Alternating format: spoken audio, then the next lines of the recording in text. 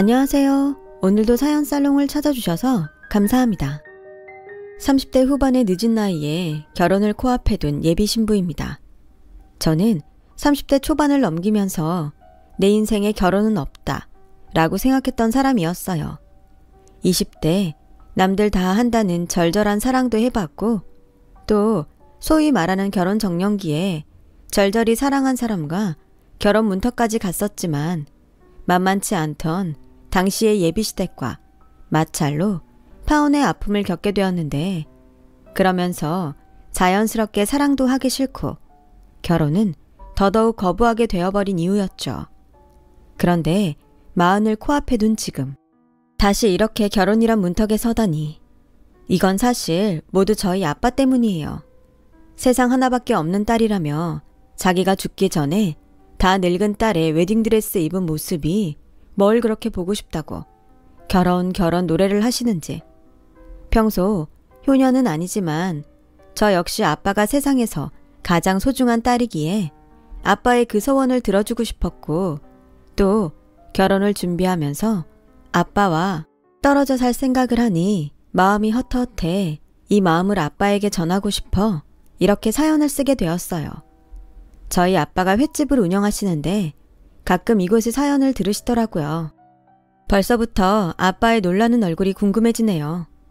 저와 아빠는 따지고 보면 피도 섞이지 않았고 그렇다고 저희 엄마가 재혼을 해서 저희 아빠가 되신 게 아니에요. 하지만 저와 아빠는 법적으로 부녀의 관계가 틀림없는데 제가 어릴 때 당시 총각이었던 아빠가 저를 자신의 딸로 호적에 올려주셨기에 가능했어요. 어떻게 생판 남인 저를, 그것도 결혼도 하지 않은 총각이 겁도 없이 딸로 키울 생각을 할 수 있었을까? 저는 나이가 이만큼 들었어도 그 부분이 신기하고 또 감사한데요. 분명 쉽지 않은 선택이었을 거라 짐작해요. 저희 아빠가 그런 선택을 하게 된 건 일종의 의리였어요. 지금 저희 아빠와 저를 세상에 낳을 수 있게 해준 친아빠가 둘도 없는 의형제 같은 사이였대요. 친아빠는 안타깝게도 고아로 자랐고 갓 어른이 되었을 땐 돈이 없어서 먹고 살기 위해 돈이 되는 일이라면 가리지 않고 불법적인 일만 아니면 그게 무엇이든 하는 사람이었어요. 그래서 안 해본 막일이 없었다고 하는데 그런 친아빠가 살아생전 가장 돈을 많이 벌었을 때가 있었는데요. 그때 당시 친아빠는 떼인 돈 받아들입니다. 에서 수금 일을 하셨어요. 가끔은 판자촌 같은 불법 건축물을 철거하는 데 동원이 되기도 하고 종종 바람을 피는 남편이나 아내의 뒷조사도 했다는데 맹세코 남의 몸에 상처를 내는 일은 없었다고 했어요. 에이, 그걸 어떻게 알아? 내가 증인이다. 형님은 옛날로 치면 의적 같은 사람이었어. 돈 벌어서 고아원에 찾아가 기부도 하고 학비 없어서 공부 못하는 애들 도와주고 어디 재난 났다고 하면 돈도 보태고 가서 며칠씩 봉사도 하고 왔다니까. 저는 알아요. 아빠의 말이 모두 사실이라는 것을요. 지금도 또렷이 기억이 나요. 제가 6살 크리스마스 이브 저녁이었는데요. 저희 친아빠는 저를 데리고 동네 빵집에 가셨는데 제가 크리스마스 케이크를 고르고 있는 동안 어떤 집의 아이와 아이 아빠가 작은 실랑이를 벌이고 있었어요. 저보다 1살이나 2살 정도 어린 여자아이는 크리스마스니까 케이크가 먹고 싶다고 떼를 쓰고 있었고 그 아이의 아버지로 보이는 남자는 지갑에 돈이 없어서 아이에게 다른 빵을 고르라고 회유를 하고 있었어요. 아이는 막무가내로 울고 저는 그 모습을 물끄러미 쳐다봤던 기억이 나는데 그때 저희 아빠가 저에게 다가와 케이크 다 골랐어? 어느 게 제일 맛있을까? 라고 말을 했고 하얀 생크림 케이크를 골랐는데 아빠가 비슷한 케이크로 2개를 달라고 하셨어요. 그리고 그 아이에게 크리스마스라 주는 선물이라며 케이크가 담긴 상자를 건네시는데 그 아이가 어찌나 환하게 웃는지 그리고 그 아이의 아버지는 연신 저희 아빠에게 고맙다며 지금 가지고 있는 돈이라도 모두 주겠다고 하는 것을 저희 아빠가 한사코 거절하시더라고요. 아빠, 아까 왜 그랬어? 그 애가 불쌍해 보였어? 아니, 크리스마스잖아. 크리스마스엔 원래 모두가 행복한 날이거든. 아빠는 그 애가 행복했으면 좋겠어서 선물을 한 거야. 그때 저는 아빠의 그 말을 듣고 마음이 따뜻했던 기억이 지금도 생생히 남아있어요. 이제는 아빠의 모습도 가물가물한데 그때 아빠의 목소리와 느꼈던 감정은 아마 평생 잊지 못할 것 같아요. 좋은 사람 옆엔 좋은 사람이 있다고 하잖아요. 지금 제 곁을 든든하게 지켜주는 아빠는 저희 친아빠처럼 돈이 없어서 그리고 불공평한 세상에 대한 일종의 객기로 어둠의 세계에 발을 담갔는데 저희 친아빠가 데리고 다니면서 아이러니하게도 그렇게 좋은 일을 많이 하고 다니셨대요. 그래서 한 번은 저희 아빠가 친아빠한테 묻기를 형님은 이렇게 봉사하는 걸 좋아하면서 왜 우리 일을 그만두지 않으세요? 죄책감 때문에 봉사를 하시는 거예요? 처음엔 돈을 많이 줘서 시작했고 지금은 나 같은 무른 깡패도 있어야 누군가는 그래도 덜 고통스럽지 않을까 해서 그만 못 두는 거지. 에이, 그런 말이 어딨어요. 중간에서 형님이 깨지시잖아요. 그래서 그 덕에 국밥집 사장님이 우리한테 국밥 2그릇이나 줬잖아. 그것도 특으로. 그리고 우리한테 배고플 때 언제든 오라고 약속한 거 기억 안 나? 평생 공짜밥을 먹게 생겼는데 그 정도는 아무것도 아니지.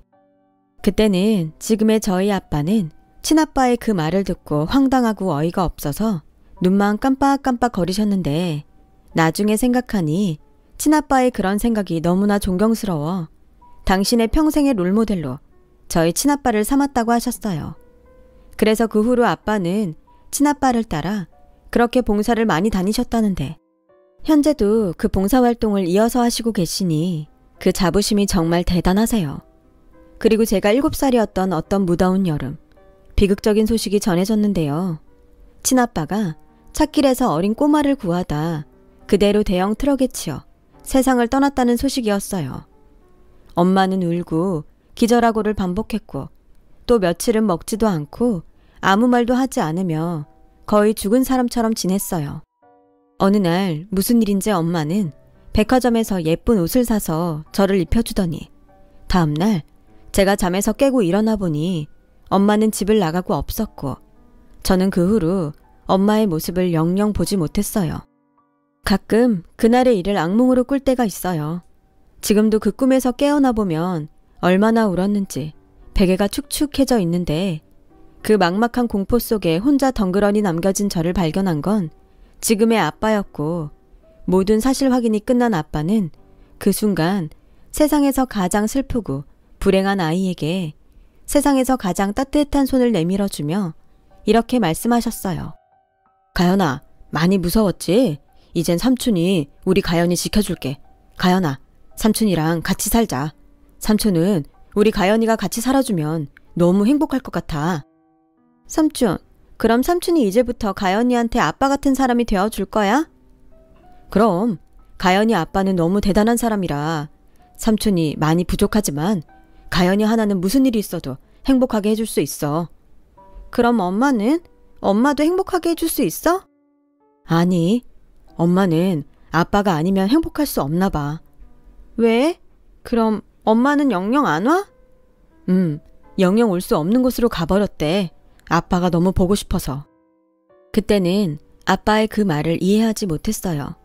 하지만 크면서 점차 그 말이 어떤 말이었는지 알게 되었고 누가 그러라고 시킨 건 아니지만 저도 아빠도 엄마에 대한 이야기를 하는 것은 무슨 금기 같은 일로 여기며 말을 하지 않게 되었죠. 아빠는 쉽지 않은 일이었지만 오랜 시간이 걸려 저를 자신의 호적에 올렸고 그러는 과정에서 하던 일을 모두 정리하시고 완전히 새 사람이 되었어요. 그때부터 아빠는 여러 가게에서 일을 배우며 지금의 횟집 일을 하게 되었고 스스로 생각해도 웃기지만 칼이 손에 너무 착착 감겨 어쩔 수 없이 운명처럼 횟집 일을 평생의 일로 생각하게 되셨대요. 저는 그렇게 고아해서 아빠의 하나밖에 없는 딸이 되었고 아빠는 열심히 일을 해서 제가 고등학교에 들어갈 즈음 지금의 가게를 인수하며 사장님이 되셨는데요. 그날 아빠가 얼마나 좋아하던지 저를 키우며 끊었던 소주를 저희 친아빠 사진을 앞에 두고 저 몰래 마시는데 아빠의 혼잣말에 하마터면 저도 눈물이 터질 뻔했어요. 형님, 잘 보고 있죠? 내가 우리 가연이 잘 키운다고 했잖아요. 형님, 나 이만하면 형님한테 진 빚 절반은 갚은 겁니다. 악에 받쳐서 그냥 막 되는 대로 살자고 작정한 내 손 잡아줘서 고마워요. 그리고 좋은 사람이 되고 싶다고 생각하게 해줘서 고맙고 우리 가연이 세상에 태어나게 해줘서 진짜 고마워요. 난 이제 우리 가연이 없으면 못 살아요. 내가 우리 가연이 시집가서 행복하게 잘 살 때까지 딱 버티고 있을 테니까 형님은 아무 걱정하지 말고 형수님이랑 거기서 편하게 계세요. 아빠는 그렇게 한참을 말없이 웃고 있는 친아빠 사진 앞에서 수다쟁이가 되었고 그날 단잠을 들었는지 기분 좋은 얼굴로 잠자리에 드셨어요. 그리고 저도 친아빠의 사진을 보며 지금 제 옆에 있는 아빠에게 잘하는 딸이 되겠다고 약속을 했죠. 그 약속이 제 인생의 버팀목이 되어 저는 원하는 대학 현대무용과에 수석으로 입학하는 행운을 얻었고 장학금이라는 선물로 아빠를 기쁘게 해드릴 수 있었어요. 대학 입시 때는 물론이고 대학에 들어가서도 무용이 아니면 안 되는 사람처럼 죽기 살기로 춤을 췄어요. 대학 졸업작품을 준비하는 중 어이없는 사고로 계단에서 발목이 꺾이는 일이 있었어요. 대수롭지 않게 생각한 작은 부상은 점점 부어오르면서 예사롭지 않았고 마침 천만다행으로 대학병원이 있어서 급한 대로 응급실을 찾았는데 거기서 한때 운명이라고 믿었던 남자를 만나게 되었어요. 골절인데요. 다행히 수술까지는 안 해도 될 것 같은데 깁스는 해야겠네요. 깁스를요? 그럼 그건 얼마나 걸리는데요? 사람마다 뼈가 붙는 시기가 좀 다른데 통상적으로 1달에서 2달은 조심해야죠. 그래도 천만다행이네요. 저기 더 빨리는 안 될까요? 제가 무용을 하는 학생인데 졸업작품 준비를 해야 하거든요. 글쎄요. 제가 부러진 뼈를 딱 붙이는 능력은 없어서. 근데 괜히 무리하면 시간은 더 오래 걸려요. 마음은 알겠지만 환자분 몸도 좀 생각해줘요. 저는 젊은 남자 의사의 말에 속으로 남의 속도 모르고 태평한 소리 하네 라고 생각했어요. 얼마나 중요한 일인데. 그래서 저는 의사가 하지 말라는 무리를 하며 어떻게든 공연을 해보려 애를 썼고 의사의 말대로 저의 회복은 늦어질 대로 늦어졌어요. 거의 포기할 무렵 그제야 예전처럼 나아지는 듯 보이더라고요. 그런데 제가 마지막 진료를 받던 그날 그 남자 의사는 저에게 이런 말을 했는데요. 그땐 그 말이 너무 설레서 집에 와서도 한참을 그 말을 생각했어요. 말 안 듣는 환자라 우리 참 오래 봤는데 이젠 못 보게 생겼네요. 졸업작품은 어떻게 됐어요? 물어본다는 걸 매번 까먹었네. 다행인지 불행인지 딱 보름 남았어요. 어제부터 조금씩 연습하고 있는데 아무래도 예전 같진 않네요. 죽기 살기로 연습해도 모자랄 판에 큰일이죠 뭐. 아, 근데 그거 알아요? 뼈는 한번 부러지면 예전보다 훨씬 단단해져요. 그렇다고 막 무리하라고 하는 소리는 아닌데 후회하지 않았으면 좋겠어서. 열심히 해요. 그래도 아직 시간이 있잖아요. 다치면 뭐 내가 또 고쳐주면 되죠. 저는 별뜻 없이 한 말이었는데 이 남자의 말에 위안을 얻었고 매일 시간이 부족하다고 생각했던 저를 반성하며 이제라도 할 수 있는 최선을 다하자고 저를 다독였죠. 그 결과 졸업작품으로 하게 된 공연을 무사히 끝낼 수 있었어요. 교수님들에게 더 없는 칭찬도 많이 받았고요. 그리고 좋은 일은 계속 좋은 일을 부르는지 저는 바라던 국립현대무용단에 들어가게 되었는데 저처럼 현대무용을 하는 사람이라면 이곳에 가는 것이 목표이고 꿈인 곳이라 저도 그렇고 저희 아빠도 얼마나 좋아했는지 몰라요. 그러다 좋아하는 아빠의 얼굴을 보면서 왜인지 모르게 그 정형외과 남자 의사가 생각이 나더라고요. 어쩐지 그 사람의 말에 용기를 낸 이후로 이 모든 것들이 이루어진 것이 아닐까 하는 생각에 망설이다 용기를 내서 다시 병원을 찾아갔어요. 또 보네요. 병원에서 보는 건 그렇게 좋은 일은 아닌데 이번엔 어디가 아파서 왔어요? 오늘은 아파서 온 게 아니라 고마워서 왔어요. 그때 선생님은 별 뜻 없이 하신 말일 수도 있는데 저 덕분에 공연도 무사히 했고 또 이번에 들어가고 싶었던 무용단에 들어가게 됐거든요. 감사해요. 축하해요. 난 또 어딜 다쳤나 걱정했네. 정말 잘 됐어요. 그리고 나야말로 고마워요. 이렇게 다시 나 보러 와줘서. 사실 마지막 진료 볼 때 망설였거든요. 뭘요? 차 한 잔 밖에서 마시자고 말하고 싶었거든요. 저는 뜻밖의 말에 조금 놀랐어요. 그리고 그 마음은 제 얼굴에 그대로 표현이 되었는지 남자는 서둘러 미안해요. 당황했죠? 이래서 그때 말 안 한 건데. 네, 우리 밖에서 차 마셔요. 그리고 밥도 먹어요. 정말요? 그래도 돼요? 네. 저는 제 앞에서 수줍어하며 기뻐하는 남자를 보고 기분이 묘하게 좋았어요. 어쩌면 나도 이 사람에게 호감이 있었구나 생각할 정도로요. 그리고 그날을 시작으로 저와 그 사람은 특별한 사이가 되었고 약 3개월 정도 요즘 말로 썸을 타다가 연인 사이가 되었어요. 저도 그렇고 남자친구도 연애 경험이 그다지 없어서 저희는 늘 서로 잘해주려고 노력했습니다. 또 누가 먼저랄 것도 없이 배려를 했는데 그래서 3년을 만나는 동안 싸우는 일은 일어나지 않았고 저는 이런 감사한 행복이 언제까지고 계속되었으면 하는 바람이 있었는데 만약 제가 결혼을 하게 된다면 하는 생각을 할 때면 목에 가시가 걸린 듯 딱 하나 걸리는 일이 있었어요. 저와 저희 아빠의 관계가 평범하지 않고 아빠에겐 과거가 있다 보니 현실적인 고민을 하지 않을 수 없었죠. 그런데 유독 많이 추웠던 크리스마스 이브날에 남자친구는 저에게 또 수줍은 프로포즈를 해왔어요. 너무 기쁘지만 선뜻 용기가 나지 않더라고요. 남자친구는 대답을 망설이는 저를 기다리며 점점 초조한 얼굴로 변해갔어요.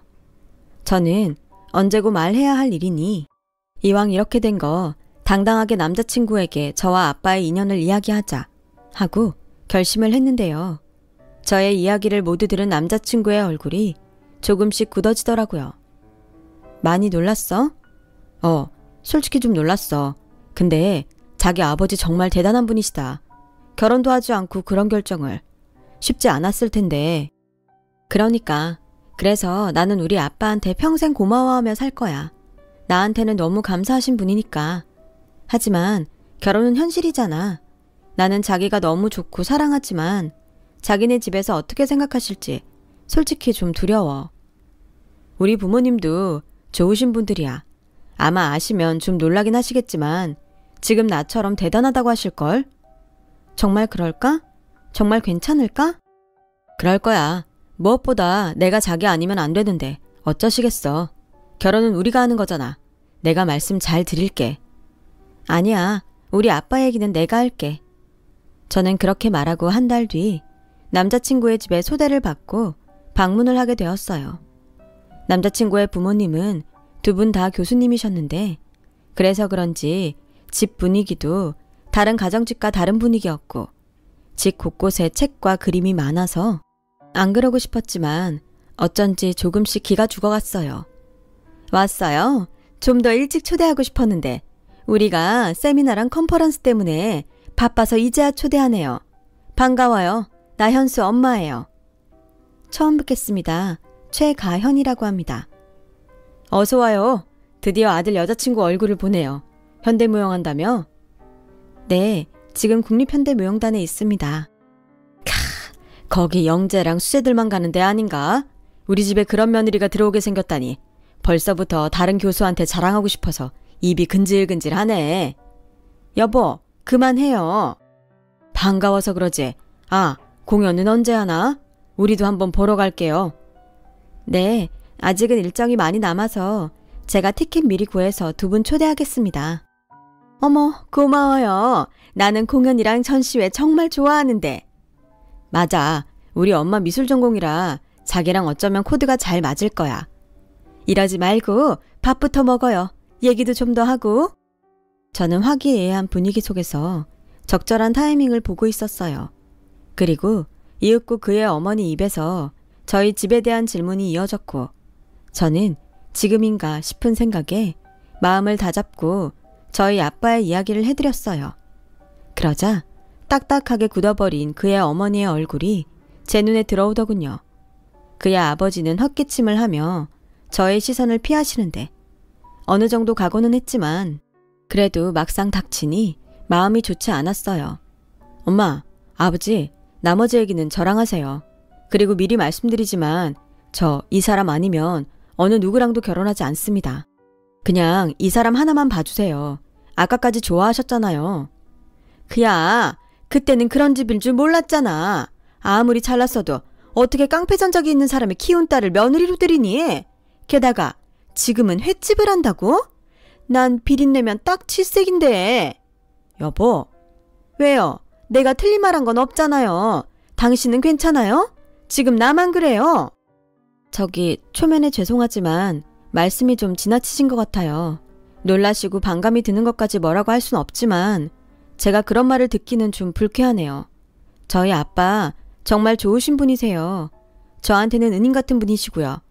저희 아빠 아니었으면 저는 고아나 다름없을 건데. 차라리 고아인 게 낫지. 내가 그냥 사람 하나만 보고 선심 떴다고 하면 되니까. 근데 이건 집안끼리 너무 차이가 나잖아. 불쾌해도 어쩔 수 없어요. 이게 현실이니까. 엄마, 시끄러. 이 결혼 이야기는 여기서 끝내자. 더 험한 소리 하기 싫어. 그야 어머니는 그 말을 끝으로 일어나셔서 쌩하니 방으로 들어가셨어요. 그리고 서먹해진 분위기 가운데 저 역시 더 있고 싶지 않아 일어나 그의 아버지에게 정중히 인사를 하고 나왔는데 남자친구가 쫓아와 저를 붙잡더군요. 자기야, 설마 다른 생각하는 거 아니지?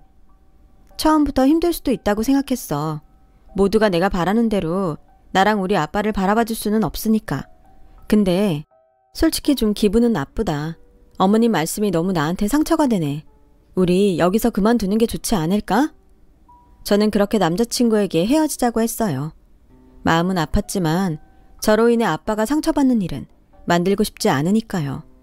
하지만 남자친구는 저와의 이별을 받아들일 수 없다며 저에게 매달렸고 저도 마음이 그렇게는 모질지 못했는지 한 달 넘게 매달리는 남자친구를 끝까지 밀어낼 수는 없었네요.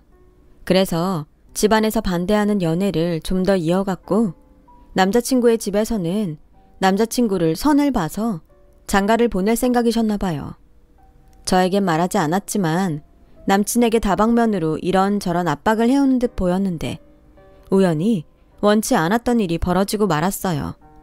저와 남친이 교제한다는 것을 일찍이 알았던 아빠가 교제 기간은 길어지는데 왜 결혼 이야기가 없냐며 우연히 저를 바래다주던 남자친구에게 묻게 되었죠. 대충 얼버무리고 넘어가려는 남자친구의 태도에 평소 눈치 백단에 촉이 좋은 아빠는 제가 아무 말도 하지 않았는데도 상황이 어떻게 돌아가는지 단번에 알아차리셨어요. 그쪽 집에서 반대해? 아빠 때문에? 아니야. 아빠는 괜히 넘겨짚고 그래. 니네 얼굴에 딱 써있다. 그리고 전에 일부러 물어보지는 않았지만 너 그 집에 인사 가고 한동안 그 친구랑 헤어졌었잖아. 그건 괜찮아. 말해봐. 뭐가 문제인지 알아야 극복을 하지. 저는 집요하게 물어보는 아빠에게 어쩔 수 없이 남자친구 집에서 반대한다는 말을 하게 되었어요. 아빠도 분명 예상하셨을 거예요. 아무 말도 하지 못하시다가 한참이 지나 저에게 이런 말씀을 하셨는데요. 가연아, 너 그 친구 많이 좋아하지? 아빠는 그 친구 참 좋더라. 직업이 의사라 그런 게 아니고 사람이 선해서 좋아. 아까도 둘이 우리 집 앞에 딱 서 있는데 얼마나 잘 어울리는지 선남선녀가 따로 없더라. 무슨 말 하려고 그래? 이상한 말 하지 마. 그 집에서 오히려 고아면 괜찮다는 거야? 아빠, 나 아빠 딸이야. 고아 아니잖아. 왜 그런 말을 해? 아무리 아빠 핏줄 아니라고 해도 나 아빠 딸이라며. 그래, 넌 죽을 때까지 내 딸이야. 그럼 누가 뭐래도 평생 넌 내 딸이지. 근데 네가 행복할 수 있다면 그깟 서류 내가 얼마든지 만들어줄 수 있어. 결혼식장에 네 손 못 잡고 들어가는 건 속상해도 너 행복하게 사는 모습 볼 수 있으면 그걸로 충분해. 그만해. 난 죽어도 그럴 생각 없어. 그깟 결혼 안 하면 그만이야. 아빠랑 나랑 왜 부녀지간으로 이렇게 같이 살 수 있는 건데. 우리가 법으로 부녀지간이니까 그런 거잖아. 남남인데 아빠랑 딸이라고 우길 수 있어? 난 싫어. 두 번 다시 혼자가 되는 일은 싫다고. 아빠에게 울면서 소리쳤어요. 어릴 때 혼자 남겨진 그 기억 때문인지 아빠의 마음을 알면서도 화가 났고 저희 모습에 아빠는 미안하다면서 자기가 생각이 짧았다고 저를 다독여줬는데 눈물은 쉽게 멈추지 않았어요. 그리고 며칠 후 늘 똑같은 일상이었어요. 공연 준비로 바쁜 저에게 남친은 간식거리를 하나를 안고 들어오더니 조금 상기된 얼굴로 저에게 다가와 이렇게 말했어요. 아버지가 상견례 한번 하자고 하시네. 뭐? 어머니는? 아직 그것까지는 모르겠는데 아버지가 걱정하지 말고 날짜 잡으래. 그때 자세한 이야기 하자고. 우리 이제 결혼할 수 있어. 정말? 믿어도 돼? 그럼 우리 아버지가 평소에는 물은 편인데 한번 마음을 정하면 바꾸는 일이 없으시거든. 엄마도 아버지 그런 점을 제일 무서워하셔. 한번 화내시면 엄청 무섭거든. 무슨 심경의 변화인지 모르겠지만 그래도 어머님보다는 호의적이셨던 그의 아버지 선택에 감사한 마음을 가졌어요. 그리고 집에 돌아가 아빠에게 상견례 이야기를 했고 아빠는 환하게 웃으시며 자기는 언제고 괜찮다며 저에게 이젠 아무 걱정할 것이 없다며 기뻐하셨어요. 그래서인지 오신 손님들에게 무슨 서비스를 그렇게 많이 주시는지 그날 저녁 생선이 가득했던 수조는 텅텅 비워졌고 그중에 제가 제일 좋아하는 고등어를 구워주며 저에게 밥을 차려주셨어요. 왜? 우리 딸은 그 좋은 생선 다 두고 이걸 좋아하나? 참치도 있고 광어도 있는데. 난 세상에서 아빠가 구워주는 고등어가 제일 맛있어. 아빠가 나 처음으로 집에 데리고 와서 해준 게 고등어잖아. 그야, 그때는 돈이 없으니까 그랬지. 지금은 원하면 원 없이 먹여줄 수 있는데. 난 그때 먹은 고등어가 세상에서 가장 맛있었어. 원래 무용하면 먹는 거 조절해야 하는데 아빠가 힘 딸리면 안 된다고 흰 쌀밥에 고등어 엄청 먹였잖아. 내가 그거 빼느라고 연습을 얼마나 많이 했는 줄 알아? 그래서 지금 이렇게 훌륭한 무용수가 됐잖아. 아빤 우리 딸이 춤출 때가 가장 예쁘더라. 고마워 아빠. 힘든데 나 지금까지 가르치고 키워줘서. 고맙긴. 아빠가 너 키우면서 얼마나 행복했는데. 이런 딸이 공짜로 생겼는데 로또도 이런 로또가 없지. 아빠, 내가 앞으로도 효도 많이 할게. 지금이라도 연애하고 결혼도 해. 혼자 있지 말고. 됐네요. 다 늙어서 무슨. 외롭잖아. 아빠 걱정하지 말고 너나 잘 살아. 그 시어머니 될 분이 뭐라고 해도 좀 참고. 알았지? 그게 아빠 도와주는 거야. 네가 가서 성질 획 내면 그게 아빠 망신 주는 거다. 그래도 알았어. 노력할게. 저와 아빠는 당장이라도 제가 시집을 가는 듯 삼겹살을 구우며 소주잔을 기울였어요. 아빠와 이런저런 이야기를 하니까 정말로 이젠 내가 시집을 가는구나 싶은 생각도 들었고요. 그렇게 보름 뒤 상견례 날짜가 정해졌고 저는 조금 긴장한 상태로 날짜를 기다렸죠.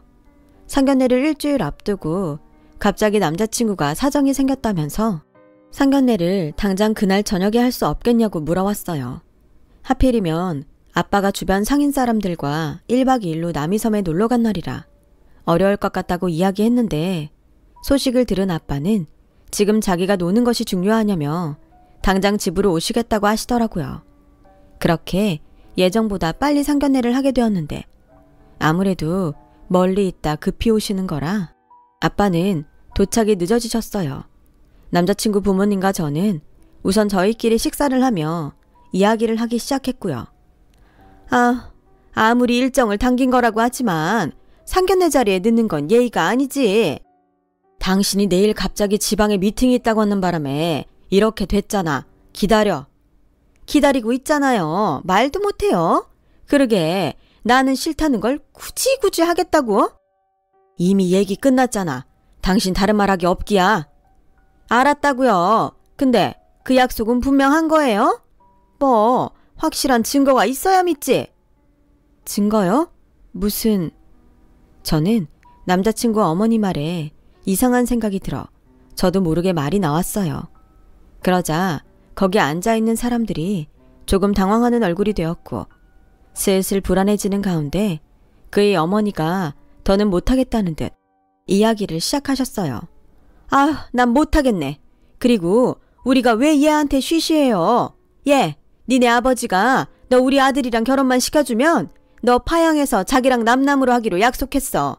뭐 너한테는 결혼 전까지 비밀로 해달라고 했다는 것 같은데 왜 우리가 너한테 그런 수고를 해야 하니? 막말로 고아 며느리도 못마땅스러운데. 뭐라고요? 당신 그만해.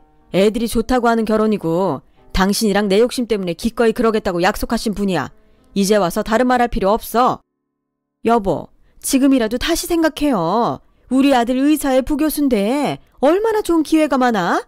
얘 스펙 가당치도 않지. 당신은 우리 아들이 아깝지도 않아요? 엄마, 나 가연이 아니면 결혼 안 해요. 그래, 지금은 그렇겠지.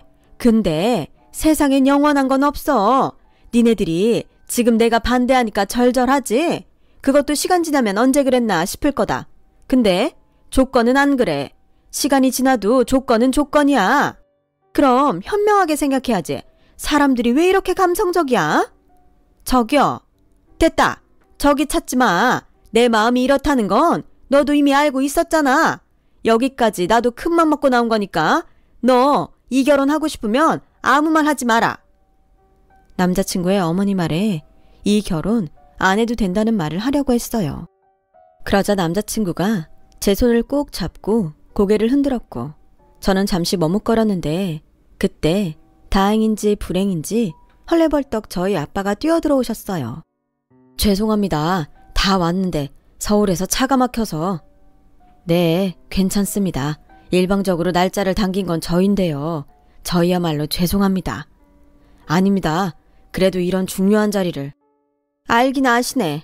어머, 옷이 그게 뭐야? 옷도 없는 거야? 아, 양복으로 갈아입고 왔어야 했는데 제가 양복을 수선에 맡겨서. 근데 저기. 뭐요? 이 집 사람들은 저기를 왜 이렇게 많이 찾아? 그때였어요. 저희 아빠와 그의 어머니 얼굴이 딱 마주쳤고 이상한 기류가 흐르더니 저희 아빠의 얼굴에서 어이가 없다는 듯한 표정을 읽을 수 있었어요. 그리고 무엇보다 불만에 가득 차서 할 말 못할 말 가리지 않았던 그의 어머니가 입을 꾹 닫고 고개를 숙이고 있는데 저뿐만 아니라 남자친구와 그의 아버지도 이 상황이 이상하다고 느끼는 눈치였어요. 그때였어요. 저희 아빠가 이상해진 분위기 속에 먼저 말을 꺼내셨어요. 애들 결혼 허락해 주셔서 정말 감사합니다. 아닙니다. 불쾌하셨을 텐데 저희 의견 받아주셔서 저희가 감사하죠. 아, 본의 아니게 따님이 알았어요. 저희 부주의입니다. 그렇군요. 아빠, 나는 분명히 말했어. 난 절대 그런 결혼은 안 할 거야. 고아가 돼서 젖은 며느리가 되느니 그냥 평생 아빠 딸로 늙어 죽을 거야. 제 딸이 이렇게 고집이 셉니다. 그래서 그 조건은 못 들어드릴 것 같은데 현수 어머님 괜찮으시죠? 그래도 약속은 약속인데. 약속이요? 저기 현수 아버님, 제가 뜬금없지만 제 얘기를 좀 해도 될까요? 그때 안 한 얘기가 좀 있어서요. 그때는 중요하지 않아서 얘기를 안 했는데 지금은 중요한 얘기인 것 같네요. 하세요. 무슨 얘기신지. 여보, 우리 시간 없어요. 그냥 하기로 한 거 빨리 하고 집에 가요. 나 전시회 낼 그림도 남아서 바쁜데. 그림? 아, 미술 전공이라고 하셨던가요?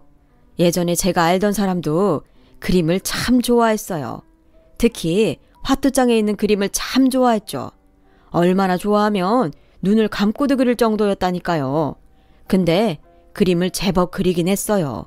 그리고 자기도 나중엔 꼭 그림 그리는 사람이 되고 싶다고 해서 제가 불쌍한 마음에 그 여자한테 달린 빚을 다 갚아줬죠. 사실 저랑 결혼을 하기로 한 여자였거든요. 근데 빚을 다 갚아주니까 그 여자가 없어졌어요. 방방곡곡 얼마나 찾아다녔는데 정말 찾을 수가 없더라고요. 그런데 그렇게 찾을 수 없던 여자를 기가 막히게 여기서 보게 되네요. 다 늙어서 욕심만 가득한 얼굴로.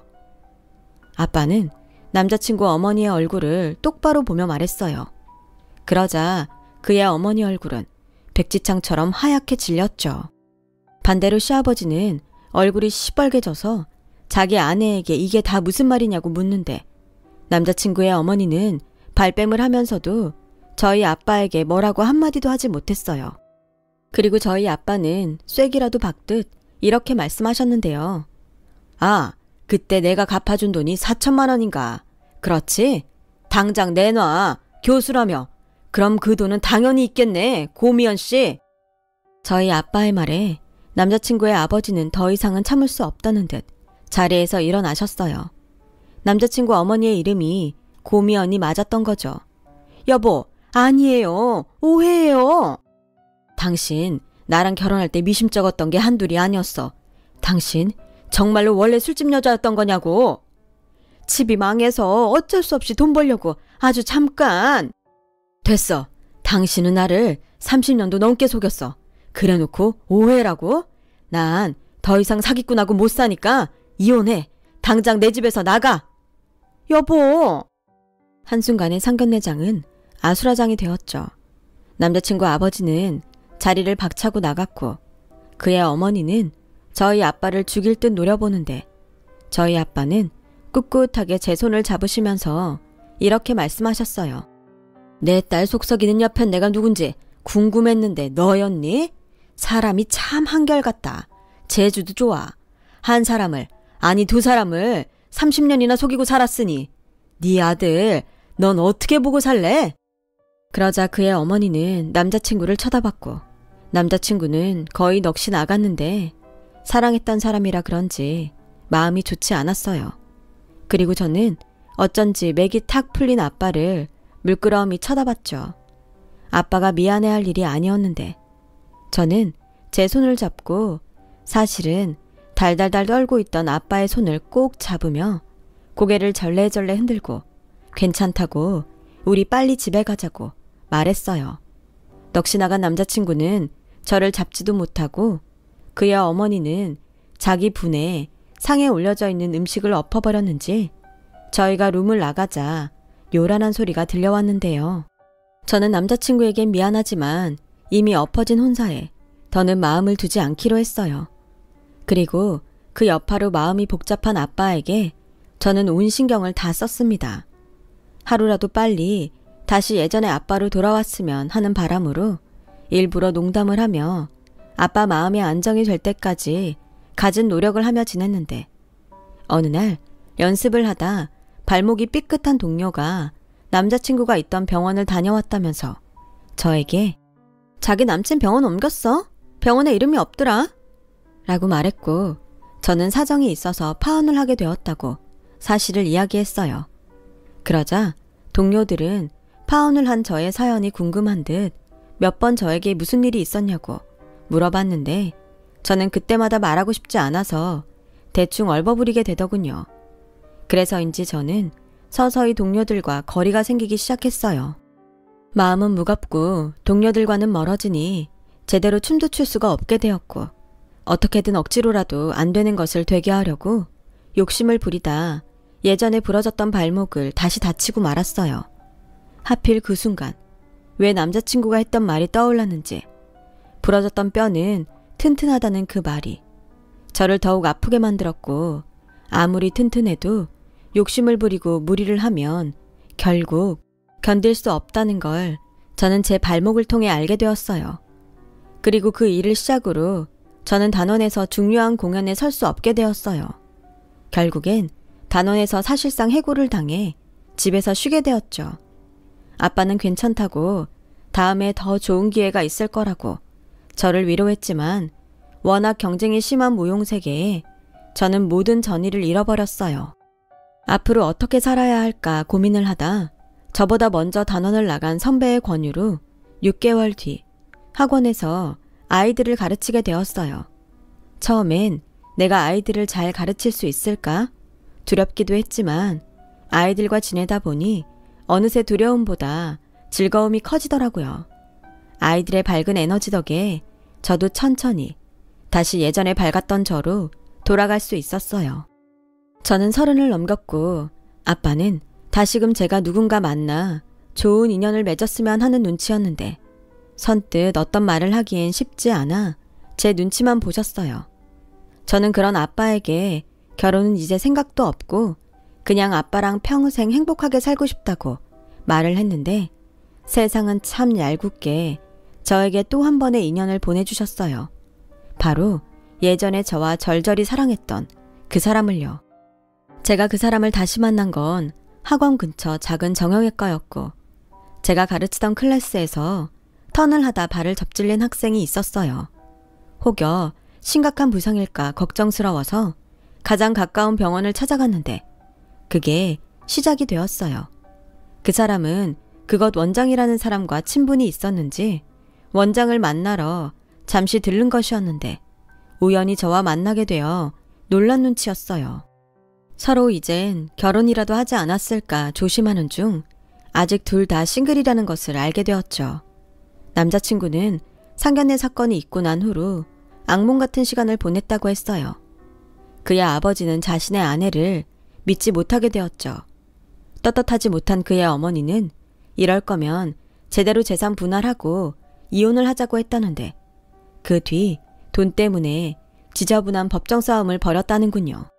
결국 아버지의 완승으로 그 가정은 깨지고 말았다고요.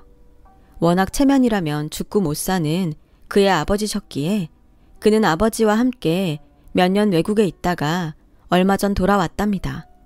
선배가 자신의 병원에서 일해볼 생각이 없냐고 해서 얼굴을 보고 공손히 거절하려고 찾아온 거였는데 저를 만나게 되었다고 하더라고요. 나 그 병원에서 다음 달부터 일하기로 했어. 왜? 거절하려고 했다면서. 거기서 자기를 다시 만났잖아. 나 자기 한 번도 잊은 적 없어. 잡을 수 없어서 나타나지 못했을 뿐이지. 근데 포기가 안 되더라. 정말 자기가 아니면 안 될 것 같더라고. 물론 쉽지 않겠지만 시간이 아주 많이 걸려도 되니까 나한테 기회를 다시 주지 않을래? 한번 사랑했던 사람이라 그런지 저는 머리로는 아니라고 수없이 말했지만 가슴이 저릿해오면서 이미 그에게로 향해버렸죠.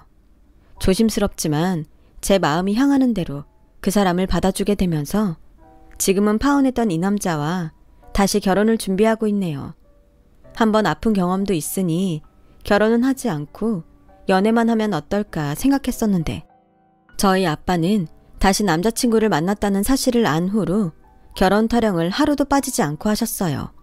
마치 저를 빨리 결혼시키고 싶어 안달이 난 사람처럼요. 사랑하면 결혼을 해야지. 무슨 연애만 해. 됐고 아빠도 이제 다 늙은 딸 좀 치우고 편하게 살자. 응? 뭐? 늙은 딸? 너 내일 모레면 40이잖아. 중년이야. 그래도 그렇지. 무슨 아빠가 딸한테 그런 말을 해. 그리고 여태 나 때문에 불편했어? 솔직히 좀 그랬지. 아빠도 이제 꽃구경도 좀 하고 편하게 살자. 꽃구경은 무슨. 네가 몰라서 그렇지. 아빠 꽃 엄청 좋아한다. 내 핸드폰에 꽃 사진이 얼마나 많은 줄 알아? 몰라. 그래. 어디 한번 보기나 하자. 그래. 자 봐봐. 채가연 꽃이라고 이 세상에 하나밖에 없는 꽃이다. 저는 아빠의 핸드폰 사진을 보고 울컥해서 울음이 터지고 말았어요. 아빠의 핸드폰엔 저희 사진이 빼곡하게 들어있었거든요. 하나같이 제가 웃고 있는 사진들이었는데 사진만 봐도 제가 얼마나 행복한지 한눈에 알 수 있었어요. 아빠가 애지중지 키운 꽃 가연아. 가서 남편 사랑 많이 받고 활짝 피어라. 저는 아빠의 그 말에 완전히 KO가 되어 남자친구와 결혼을 결심했어요. 이제 얼마 후면 진짜 결혼을 해서 아빠 곁을 떠나는데 꼭 하고 싶은 말이 하나 있어요. 몇 번이고 이 말을 하려고 했는데 주책 없이 눈물이 먼저 나와서 매번 하지 못했는데 이번에 드디어 이 말을 할 수 있을 것 같네요. 아빠, 그거 알아? 나는 어릴 때 가끔 아빠가 나를 떠나면 어떡하지? 하는 걱정을 했었어. 나는 아빠가 너무 고맙고 좋은데 아빠는 나 때문에 힘든 일이 많았잖아. 근데 지금까지 한 번도 변하지 않고 내 아빠로 있어줘서 얼마나 고마운지 몰라. 아빠는 은혜를 갚는 거라고 했지만 나는 이 은혜를 어떻게 갚아야 할까? 난 아빠 딸로 살 수 있어서 정말 행복했어. 아빠한테도 내가 그런 존재였을까? 너무 많은 걸 아빠한테서 뺏은 건 아닌지. 사실 지금도 많이 미안해. 아빠, 지금까지 잘 키워줘서 고맙습니다. 결혼하고도 잘 사는 모습 아빠 사는 내내 보여드릴게요. 그러니까 앞으로도 건강하게 지금처럼 제 옆에 있어주세요. 세상에서 가장 존경하고 사랑합니다. 신부가 결혼을 앞두면 그렇게 운다고 하더니 그 말이 정말인가 봅니다. 그래도 제 마음이 꼭 아빠에게 전해졌으면 좋겠어요. 저는 이제 아빠에게 받은 사랑을 제 가족에게도 베풀며 살려고 합니다. 그럼 언젠가 태어날 제 아이가 또 그 사랑을 세상에 베풀며 살아가겠죠? 비록 아빠의 과거는 조금 어두웠지만 아빠가 준 사랑은 세상 무엇보다 밝다는 것을 저는 살면서 증명해 나갈 거예요. 지금까지 저의 긴 이야기를 들어주셔서 고맙습니다. 행복하게 잘 살게요. 여러분들도 행복한 내일이 늘 함께 하시길 기원합니다. 여러분, 사연 댓글에 응원과 현명한 조언 부탁드려요. 좋아요와 구독은 저에게 큰 힘이 됩니다. 오늘도 좋은 일 가득하세요.